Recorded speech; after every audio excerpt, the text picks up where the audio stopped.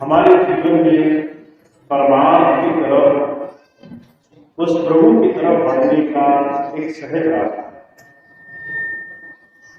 इस संसार में जहाँ परमात्मा की समय दृष्टि सच्ची खोज संसार में करना बड़ा मुश्किल है, वहां पर सिर्फ संत महापुरुष संसार में आकर के वो रास्ता हमें संसार में देते। कबीर साहब ने कहा है, हरि है कान रेत में बिखरी, हाथी चली न जाए, कहे कबीर दुख भरी बुझाए चीटी। परमात्मा का भेद संसार में बहुत मुश्किल है। सारा संसार उसे खोज रहा है, कोई जंगलों में, कोई बियाबानों में, कोई जब तक नींद संयम में, कोई भौतिकता में, कोई संसार के बड़े बड़े सुख साधनों में, पर वो परमात्मा बहुत सूक्ष्म है और उसे पाने का रास्ता संसार के किसी भी भौतिक साधन में आपको नहीं मिलेगा। उसका साधन जब भी किसी ने पाया है अपने जीवन में, अपने इस मनुष्य शरीर की सार्थकता को, इस जीवन को बदलाव करके पाया है। और जो कहा करते थे, जिस परमात्मा को संसार सारी जगह सारे संसार में खोज रहा है, उस परमात्मा को खोजना, उसकी तलाश करना, ये बड़ी भारी मूर्खता की बात है। जो परमात्मा घट घट में रम रहा है, दुनिया की हर एक जगह विद्यमान है, उसे पाना हमारे लिए कोई प्रश्न नहीं है। हमारे और उसके बीच में जो भेद है, उस भेद को अपने जीवन से हटा लेना ही रास्ता है। हम उस प्रभु से दूर हुए हैं, वो प्रभु हमसे दूर नहीं है। हम संसार के बड़े बड़े साधन अपने मन, अपनी आत्मा पर चढ़ाकर संसार की गति में लगे हैं, वो हमसे दूर नहीं गए।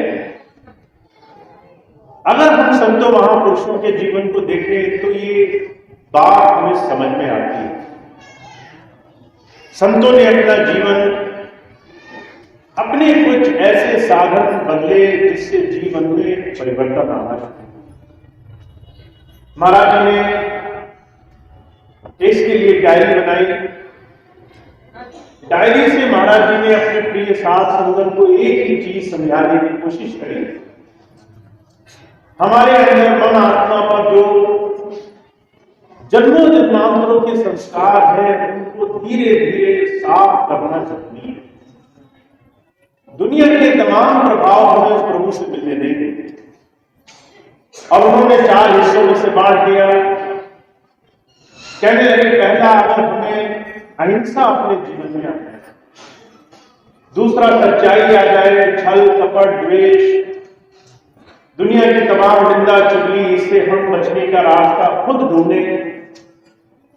तीसरी चीज पवित्रता आ जाए, चौथी चीज विनम्रता आ जाए। इन 4 पायदान पर अगर आप अपने जीवन में धीरे धीरे बदलाव लाते हो तो उस परमात्मा को ढूंढने के लिए आपको कहीं जाने की जरूरत नहीं है। इसमें से मैं एक चीज पर आज आपके सामने बात करूं, जिस पर बहुत कम, बहुत सूक्ष्म रूप में ही हमारे बीच में चर्चा होती है, पवित्रता। हमारे जीवन में पवित्रता का क्या मूल है? हमारे जीवन में हमारे अंदर की शुद्धता का, हमारे अंदर की सफाई का क्या मूल है?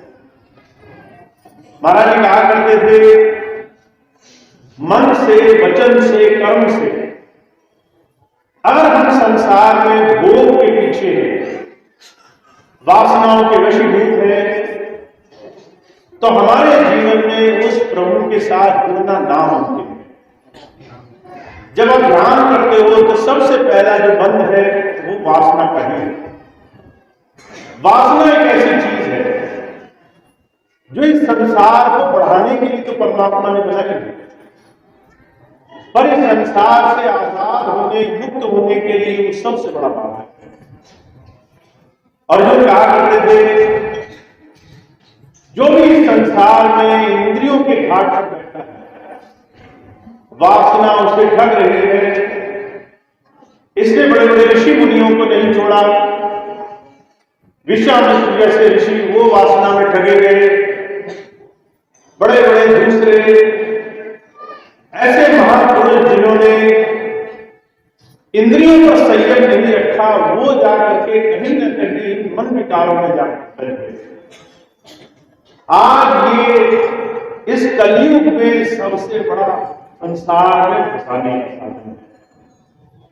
और मुझे इस चीज का आश्चर्य होता है, मैं जब से आया पिछले लगभग 2 वर्ष हो गए, जितना मैं आप लोगों के बीच में रहता हूं, जितना मैं और दूसरे तमाम ऐसे विद्वान ज्ञानी ऐसे लोगों के साथ बैठने का मौका मिलता है, जितना ऐसे लोग मुझे दिखाई देते हैं जो आज दावा करते हैं कि वो गुरु जी का काम कर रहे हैं, वो स्वामी जी के सबसे प्यारे बच्चे से जो ये दावा कर रहे हैं कि हमसे ज्यादा परमात्मा किसी और के अंदर बैठ कर काम नहीं करता।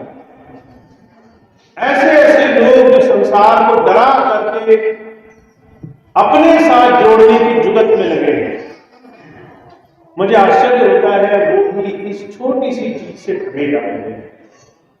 वो भी आज इन वासनाओं के वशीभूत होकर के संसार में बड़े बड़े जादू फैलने के बाद एक छोटी छोटी ठगी में अपने जीवन को बर्बाद कर रहे हैं। और मेरे सामने कई ऐसे जीवंत उदाहरण जहां मैंने ऐसे लोगों को जो दावा करते थे कि हमसे बड़ा कोई नहीं है, वो अपने इस छोटे से भोग के कारण को रोक नहीं पाए, संसार में ठगे। और महाराज जी कहा करते थे इसकी शुरुआत कहां से होती है? इंद्रियों से। कहा इंद्रियों के बस मन रहे, मन के बस रहे बुद्धि, कहो ध्यान कैसे रहे जहां ऐसा। हमारी जो इंद्रियां हैं ये हमारे मन की खुराक है। हमारा मन जो चाहता है वो इंद्रियां इकट्ठी करके से देती है। अब हम मन से तो निर्मल हुए नहीं, हमने बाहर से अपने शरीर को धोया, सुंदर कपड़े पहन लिए, सफेद कपड़े पहन करके हमने अपने आप को ऊंचे स्थान पर बिठा लिया, कुछ वर्ष इधर उधर के काम करके 10 लोगों में सम्मान पा लिया, पर मन की हालत कौन जाने? मन आज भी इन्हीं इंद्रियों के वशीभूत अपनी छोटी इच्छाओं के पीछे दौड़ रहा है।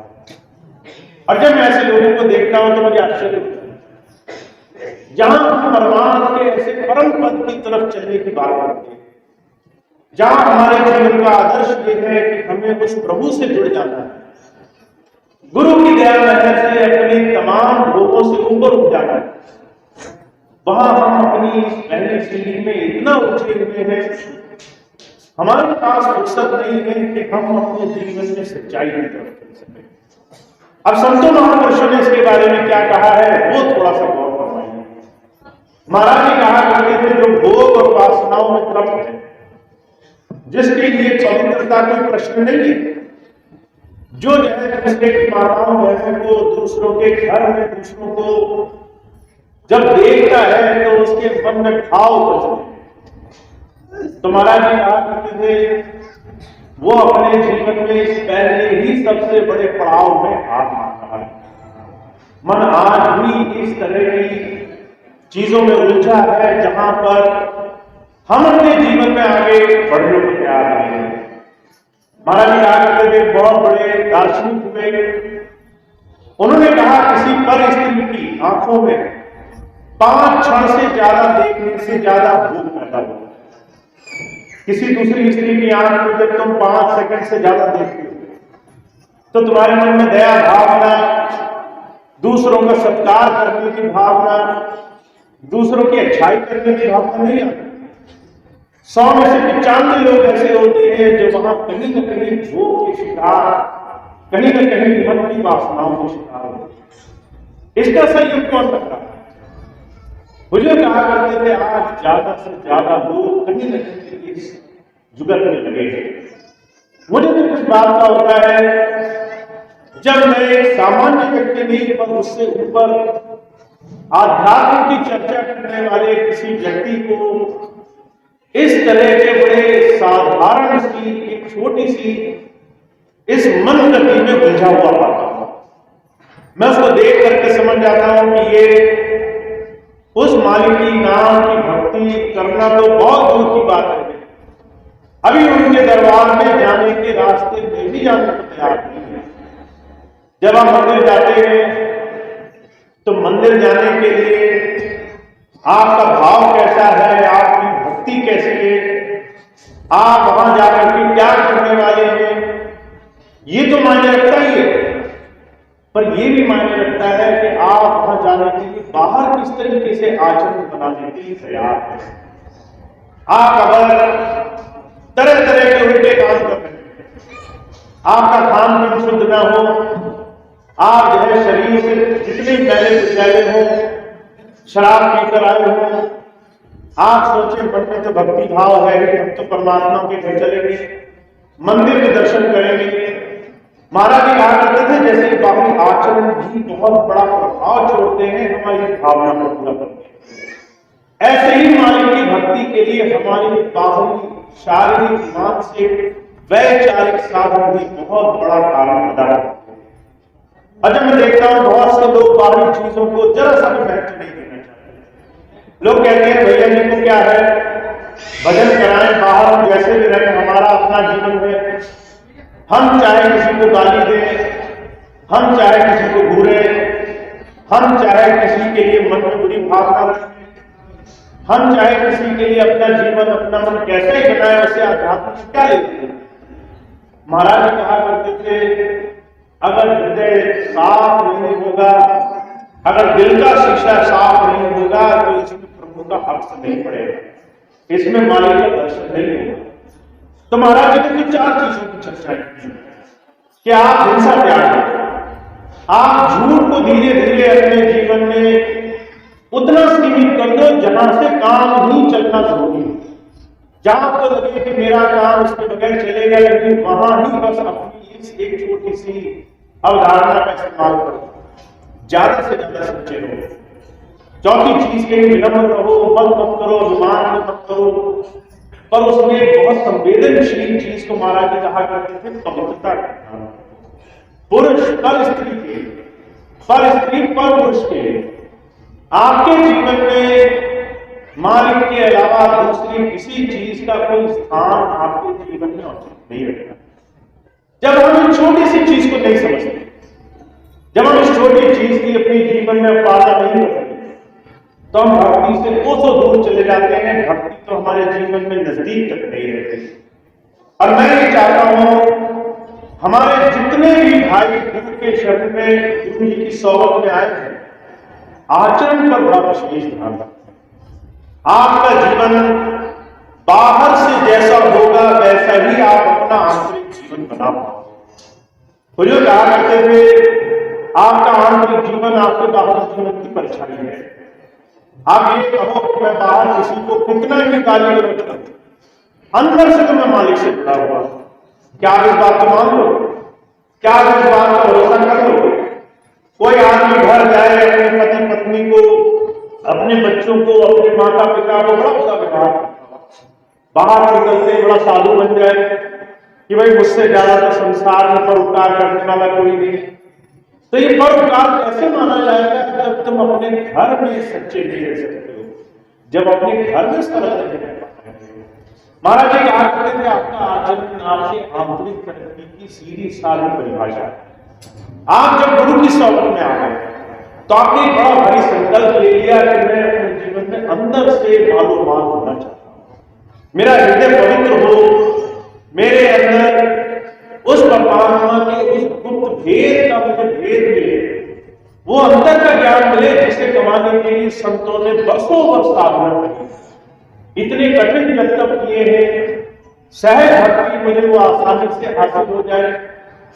पर उसके लिए आपका आचरण, बाहरी जीवन में आपका व्यवहार, आपका बाहरी जीवन ये संकल्प से भरा हुआ होना चाहिए। अगर आपने अपने बाहरी जीवन पर नजर नहीं रखी, दूसरे की तरफ देखते रहे कि दूसरा आकर मेरा सुधार करे, तो समझ लीजिए आपने अपने जीवन के सारे दरवाजे। सुधार जब भी करोगे आप करोगे, जब भी अपने जीवन में बदलाव लाओगे आप लाओगे। गुरु जी आपको सारी बात बताएंगे, आपको बात अच्छी लगेगी, अगर उसको बात को मानने का दिल करेगा कि बदलाव करोगे तो आप करोगे। जब आप संत की, गुरु की कोई बात सुनकर जाते हो, वो बात जब दिल में घर करती है, तब आप क्या करते उस बात के जीवन में अनुसरण करने के लिए कदम बढ़ाना शुरू करते। तो जो कहा करते थे, इस बात की सीधी सीधी परिकाष्ठा समझो अपने जीवन में। जो लोग ये मानते हैं कि हम गुरु से बहुत प्रेम हैं और वो दो भाई उसके लिए समय देने के लिए अपने आप को पूरी तरीके से विफल पाते हैं कि हमारे पास तो समय नहीं है, तो समझ लीजिए वो प्रेम की बात पूरी तरह से सच्ची नहीं है। मुझे बड़ी अच्छी तरह से आज एक बहन जी आई, आकर के कहने लगे मैं स्वामी जी से इतने वर्षों से जुड़ी हुई हूं, स्वामी जी ने नाम दिया, परिवार बहुत अच्छा हो गया, फल फूल करके खूब जीवन में सारे आनंद मिले, सुख समृद्धि, घर परिवार सब अच्छा हो गया। मुझे जो है आप जब बार बार करते हो भजन करने के लिए तो बार बार सोचना पड़ता है। मैंने कहा ऐसी क्या बात है? कहने लगे सुबह पूजा करती हूँ, शाम को पूजा करती हूँ, सारा टाइम उसमें निकल जाता है, बीच में समय नहीं मिलता कि आप कह रहे हैं आधा घंटा ध्यान करो, तो ध्यान का समय में कहाँ निकालू। मुझे इस सुनकर आश्चर्य हुआ। एक तरफ में बहन कह रही है मैं गुरु जी से बहुत प्रेम हूं, 30 साल स्वामी जी से मेरा बड़ा अटूट प्रेम रहा है। दूसरी तरफ वो कह रही है स्वामी जी को समय कैसे दूं, समय देने के लिए फुर्सत नहीं मिल पा रही है, ये कैसा प्रेम है? एक तरफ हम कहते हैं हमारा सब कुछ गुरु जी का, दूसरी तरफ हम उसको अपने हृदय में बसाने के लिए अपना जीवन उधर जोड़ने के लिए तैयार हैं। तो संत आते हैं इस बात को समझाने के लिए, कहते हैं ये मन का खेल है। मन ये चाहता है आप सिर्फ जबानी जमा खर्च करो, आप सिर्फ जबान से मीठी मीठी बात बोल करके खुश होते हैं कि मैं गुरु जी के रास्ते पर बहुत आगे बढ़ गया। अभ्यास में, जीवन में, अपने जीवन में गुरु की बात को मानने के लिहाज से आप जब भी अपनी परख करोगे, आपका समय ही इस बात की सच्ची परिकाष्ठा होगा आप पहुंचेंगे। तो जो कहा करते थे सत्संगियों को चाहिए अपने बाहरी जीवन पर ध्यान रखें और सबसे ज्यादा इस बात का ध्यान रखें कि वो कैसे गुरु को अपने मन में स्थान रखें। अगर हम उसको सब कुछ मानते हैं, हम कहते हैं कि वो सर्वव्यापी है, सर्वज्ञ है, सर्वत्र है, सब कुछ उसके करने से हो रहा, तो इस बात को हम अपने जीवन में पक्की तरह से गांठ बांधें कि जो सब कुछ जानता है, सब जगह है, सब कुछ उसके करने से हो रहा है, तो वो जो रास्ता बता रहा है वो आपके जीवन में सिर्फ और सिर्फ शुभ करने वाला है, सिर्फ आपके जीवन में लाभ होगा। तो जो कहा करते थे सत्संगियों को चाहिए, खास तौर से सत्संगियों के ऊपर जो 20-20, 30-30 वर्ष से गुरु की सेवा में लगे हैं, ऐसे सेवादारों को चाहिए जो सेवादारों से ऊपर भी और ऊंचे पद पर है, उनको चाहिए कि वो अपने जीवन में आदर्श बने, ऐसे बने जिससे दूसरे इंसान के सामने किसी की अपने जीवन में अवधारणा करने के लिए एक संकल्प शक्ति हो कि देखो उसने अपने जीवन को ऐसा बनाया है। और मैं आपसे कहता हूं एक चीज से शुरुआत करो, अपने जीवन में पवित्रता धारण, अपने जीवन को बहकने मत दो, अपने जीवन को साफ करके रखो। कोई आपसे कैसा ही व्यवहार करे अपनी मर्यादा, कोई आपसे कितना ही प्यार से बात करे उसमें बहको मत, वहां हिम्मत से डट करके अपने गुरु के वचनों के अनुरूप अपने जीवन को आगे बढ़ाओ। लोग आपको जरा सी देर में गिराने के लिए जाने करते रहेंगे, जब कोई देखेगा आप आगे बढ़ रहे हो लोग बड़ी तारीफ करेंगे कि भाई ये तो बहुत ऊंचा सत्संगी हो गया, भजनानंदी हो गया, खूब अच्छे भजन करते।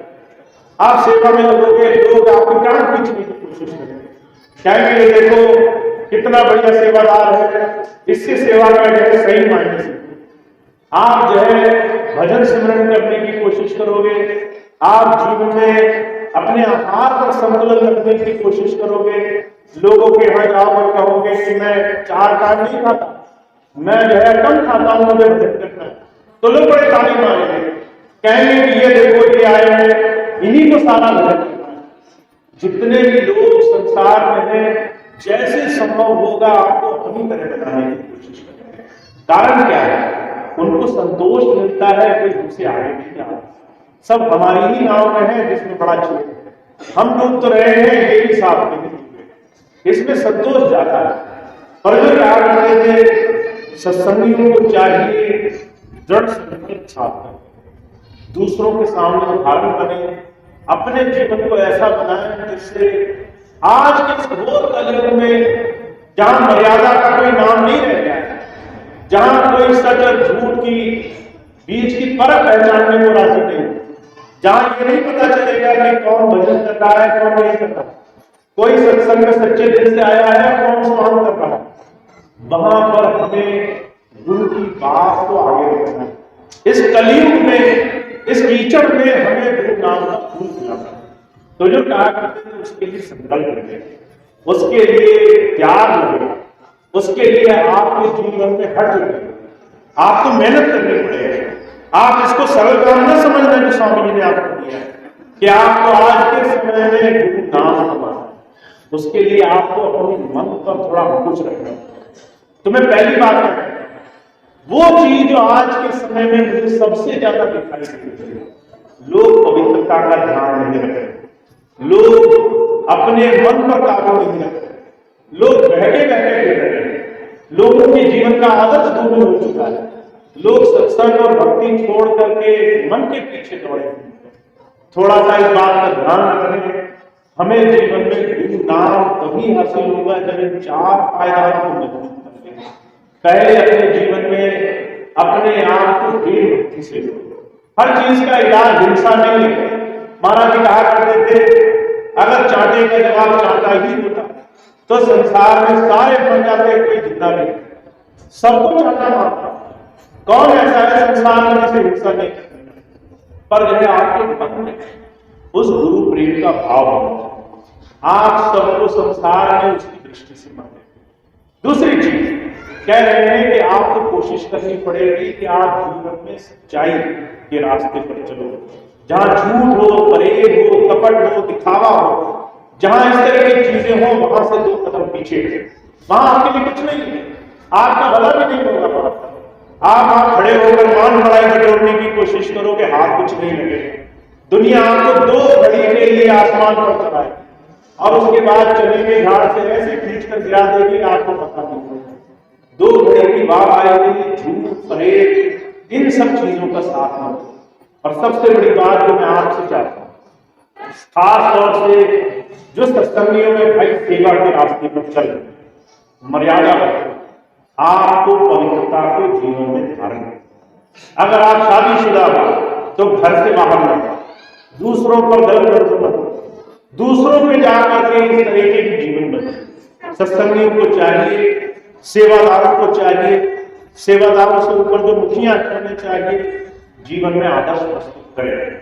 और अगर आप इस चीज पर चलेंगे तभी गुरु भक्ति के रास्ते पर लगेंगे। और मैं एक चीज मानता हूं, हमारे इस सत्संग सब परिवार में हमारे जितने भी घर के सदस्य हैं, जैसे घर में रहते हैं, आप अपने घर में जाओ, अपनी माता को, अपनी बहन को आप सम्मान दृष्टि से देखिए, वहां आपके मन में छल नहीं आता, वहां आपके मन में भोग नहीं आता। अगर आप अपनी माता बहन को देखोगे, मन में हमेशा सम्मान होगा, हमेशा मन में एक आदर की भावना रहेगी। महाराज जी कहा करते थे, ऐसे सबके लिए बनाना है, ऐसा ही भाव सबके लिए रखना। मेरे लिए ये बहुत बड़ा जीवन में आध्यात्म के लिए बुनियादी कदम है। मैं आपको एक चीज और बताना चाहता हूं, आप इस चीज का हमेशा ध्यान रखें।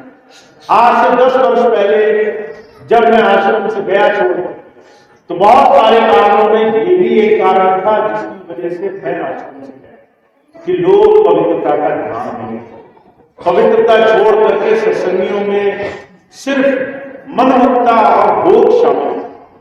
तब बात कुछ और थी, अब बात कुछ और। तब मुझे जाना पड़ा। अब जो है आपको जाना पड़ेगा। अगर जो है आप इस चीज पर, अगर आप इस चीज पर कदम नहीं रखेंगे तो जो है आपको संकल्प साधना पड़ेगा। आपको इस चीज को बनाना पड़ेगा कि हम गुरु भक्ति में जिस दिशा में चलना चाहते हैं उसके लिए हमारा जीवन आचरण, हमारा स्वभाव, हमारे जीवन का ये जो पवित्रता है बहुत बड़ा मापदंड होना चाहिए। और आप ये मत सोचिए, अभी थोड़ी देर पहले मैंने मीटिंग ली, शायद इसमें एक चीज मैं बोल गया जिसका लोगों ने गलत पकड़ा। मैंने इसमें बोला कि मैं, अगर आप ऐसा नहीं करेंगे तो मैं जो है चला जाऊं, पर मैं जाने वाला नहीं हूं। मैं इस बार आपको,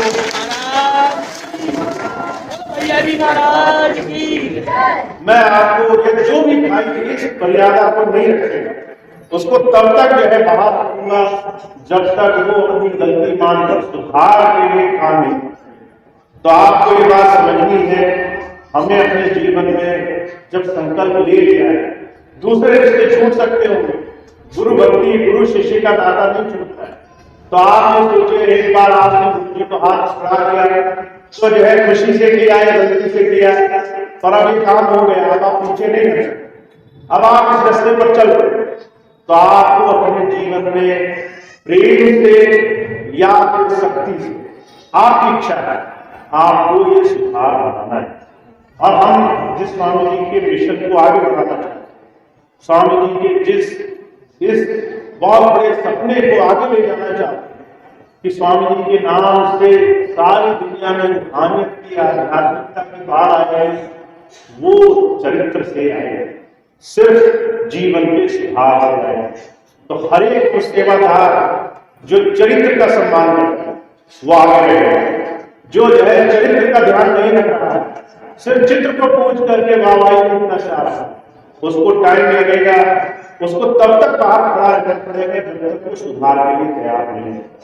मैं और चीज आपको बताना चाहता हूँ, बहुत से लोग ये विचार कर रहे हैं कि भैया जी काल का रूप है, भैया जी जो है काल का रूप बनकर आए हैं। मैं उनके लिए तो काल का रूप हूँ जो है अपने लिए कई गति खोज रहे हैं, जो तरीका ढूंढ रहे हैं कि कैसे उनकी रोजी रोटी संगत की सेवा से चलती है। पर आपके लिए मैं उतना प्रेमी हूँ, उतना प्रिय हूँ जितना आपको कोई और मिलेगा। इस बात का ध्यान रखें।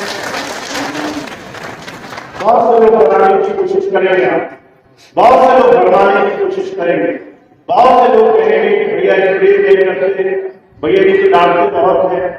पर ये सारी चीजें उनके लिए है जिनके मन में जो है लूटपाट के रास्ते पर, जो शब्दानक है, जो प्रेम है, जो चीजों को सुधारने के लिए संकल्पबद्ध है, उससे ज्यादा ये गुरु जी के दरबार किसी और के लिए मिले नहीं।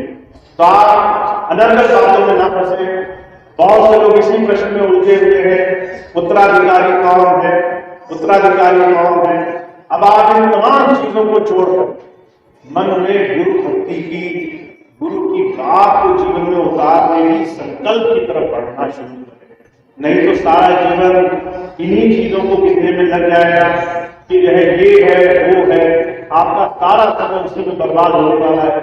तो उससे बचने के लिए इन तमाम प्रश्नों से बचें और आप गुरु भक्ति में इनकी याद से अपने जीवन चरित्र को मजबूत बनाने की तरफ कदम उठाना चाहिए।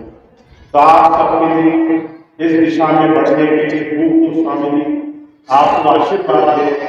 मैं जितना सहयोग आपको दे सकता हूँ उतना सहयोग आप मुझसे अपने जीवन को सच्चा सच्चा बनाए। गुरु भक्ति के लिए मन में एक बड़ी ऊंची और बहुत पवित्र भावना कि हम उस मालिक को याद करने के लिए बैठे हैं जिससे हमारे जीवन में उस प्रभु का नाम, उसकी सच्ची भक्ति हमारे अंदर। जब तक आप ऐसा बनाएंगे नहीं तब तक गुरु भक्ति उस मालिक की याद जीवन में एक अलग रूप आपके जीवन में देगी। तो हमें ये बनाना है। और खास तौर से मैं अपने सेवादार भाई बहनों से प्रार्थना करता हूँ, जितने भी हमारे सेवादार भाई बहन हैं जो संगत की सेवा में लगे, जो संगत के कोई भी सेवा के कार्य के लिए चुने गए, चाहे वो सत्संग की सेवा हो, चाहे वो किसी और तरह की सेवा हो। जैसे ही किसी सेवादार को चुन लिया जाए, जैसे ही किसी सेवादार को सेवा सौंप दी जाती है, उसका जीवन दूसरों के सामने एक उदाहरण के रूप में आ जाता है। हम 10 लोग उसे देखते हैं, हम कहते हैं ये चुना गया है, इसको सेवा के लिए नियुक्त किया गया है, ये आके सत्संग करेंगे, ये आके सेवा लेंगे, ये आके हम सहयोग करेंगे। तो सेवादारों के लिए खास ये संकेत है कि हमें अपने जीवन में इन 4 मापदंड को उतारना जरूरी है। और मैंने आज मीटिंग में भी ये बात बोली है, हमारे जितने भी पदाधिकारी हैं पूरे क्षेत्र में, उन सबको ये निर्देश दिया है कि इन 4 मापदंडों पर सबको बिल्कुल पहली नजर से परखें। अगर कोई किसी का अनादर कर रहा है, अगर कोई किसी के काम कर रहा है, अगर कोई किसी को बिना किसी बात के सत्संग से विमुख होकर के मनमर्जी के रास्ते पर ले जा रहा है, संतों की बात से अलग जा रहा है, अगर किसी को भोगों की तरफ ले जाए, तो आप वो बर्दाश्त नहीं करेंगे, आप वो चीज स्वीकार नहीं करेंगे। अगर आपने वो चीज स्वीकार कर ली, आपके रहते उससे किसी तीसरे से शिकायत आई कि भैया जी आपने वो एक 3-4 नियुक्त किए थे, वो तो कुछ करते नहीं है, पीछे जो है ऐसी ऐसी हरकतें हो रही है, तो मैं सबसे पहले आपसे पूछूंगा जितने सेवादार नियुक्त किए गए, और अगर आपके पास जवाब नहीं हुआ तो इसका मतलब है कि आपने ध्यान नहीं दिया, आपने गुरु की सेवा में कहीं न कहीं थोड़ी लापरवाही की। तो इस बात का ध्यान रखना है सभी सेवादारों को, आपको एक जिम्मेदारी सौंपी गई है। और हर एक सत्संगी भाई जो क्षेत्र में है, उसका सम्मान, उसका प्रेम भाव गुरु की तरफ लगा रहे, उसकी सेवा गुरु तक पहुंचे, और उसके और आपके बीच में भाईचारे का संबंध, इससे ज्यादा कुछ नहीं। आप जो है उसे गुरु प्रेम की नजर से देखें, गुरु की नजर से देखें, वहां उससे ज्यादा कोई और नजर नहीं होनी चाहिए। इन चीजों में मैंने बड़े सख्त निर्देश दिए हैं, हमें इन चीजों का पालन करना है और कराना भी। तो आप सब लोग इस बात का ध्यान देंगे। हम स्वामी जी के सपने को साकार करना चाहते हैं, जहां परमार्थ आध्यात्मिकता हर एक हृदय में भरी है, सबके हृदय में गुरु प्रेम बसा हो। तो ये ऐसे नहीं आए, इसके लिए थोड़ा त्याग है, और ये त्याग करने के लिए त्याग हमारे सेवा भाई बहन त्याग, जितने भी सेवादार भाई बहन, तो आप सभी लोग इसमें सहयोग करें। और आज के बाद मैं चाहता हूं कि पवित्रता वाली एक खास चीज पर मुझे कभी सुनने में शिकायत नहीं आए। ये हर एक सेवादार की जिम्मेदारी है कि वो ये चीज किसी भी हालत में बर्दाश्त न। तो इस चीज का आप सब लोग पालन करेंगे, ऐसी मेरी विशेष इच्छा है। आप इस चीज को जीवन में उतारेंगे, गुरु की बात मान करके अपने और गुरु के बीच में किसी तीसरी चीज को नहीं आने देंगे, ऐसा मेरा विशेष आप सबसे अनुरोध है। इस दिशा में ताकि खूब खूब स्वामी जी की दया करने का आशीर्वाद तो इतनी बात कहते मैं अपनी बात समाप्त करता हूँ। आज का सत्संग कार्यक्रम समाप्त होगा। एक दो सूचनाएं हैं वो मैं आपको बता दूं, उसके बाद आज का कार्यक्रम समाप्त होगा। सबसे पहली बात तो ये जो सत्संग लगे अपने क्षेत्र में, इसका लाभ आप उठा लेंगे। कल का सत्संग बीसलपुर में हमारा स्वामी जी महाराज का आश्रम है, वहां पर होगा। कल शाम को ही एक सत्संग बरेली शहर में लगा हुआ है, मॉडल टाउन में शाम को वो सत्संग है। तो जो भी भाई शहर में व्यस्तता के कारण किसी और वजह से यहाँ आज नहीं आ पाते, या फिर जो भाई आज सत्संग में किसी भी कारण से नहीं आ पाए, आप सबकी जिम्मेदारी है कल शाम के सत्संग में उनको सूचना दे दें। एक और मौका है, कल शाम का सत्संग शहर में होगा, तो मॉडल टाउन में होगा, सभी भाई वहां पर पहुंचकर लाभ होगा। परसों मंगलवार को तिलहर में एक सत्संग का कार्यक्रम है। भाई रामेश्वर यादव बहुत कहते हैं कि सब जगह हमारा प्रचार करते हैं ताकि ज्यादा से ज्यादा संगत आए। रामेश्वर यादव जी आप सबको बुला रहे हैं। परसों के दिन स्टार मैरिज हॉल है, वहां पर सत्संग कार्यक्रम है, तो सभी भाई बहन परसों के दिन जरूर वहां पहुंच करके सत्संग का लाभ उठाएं। अब एक जो सूचनाएं आपको दे दूं उसका